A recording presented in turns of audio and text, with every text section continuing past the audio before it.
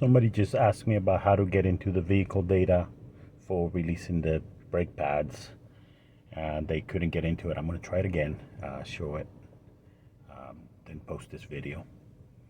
So first thing, the car's running, and I have it on the odometer part, so you can see right there. You can switch between all the different. So I have it on that. I'll turn it off. Now it's off. Then set it to the first position. Nope, it went straight to, let's go back to just first. Right there. Phone pickup button, followed by OK. No, that gave me the wrong thing. Let's go back.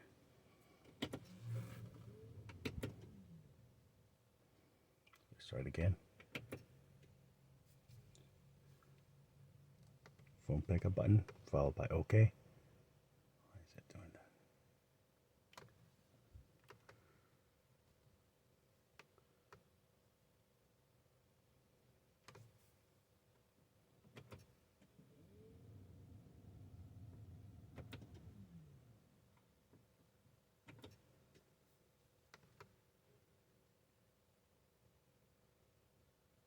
There.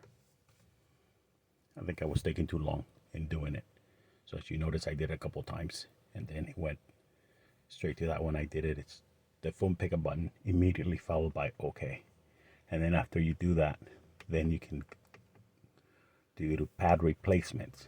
Okay, pad replacement right there. See, to move fitting position, click OK. To cancel back, I'm not going to do it in my car right now because I'm not doing it. Sometimes if it's something wrong with the position, or if you have the parking brake on, sometimes it won't work. I'm not sure, but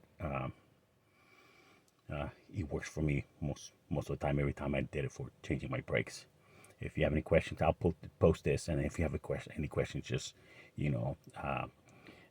send me an email on my channel. If I get to it right away, then I'll answer you within a couple of days.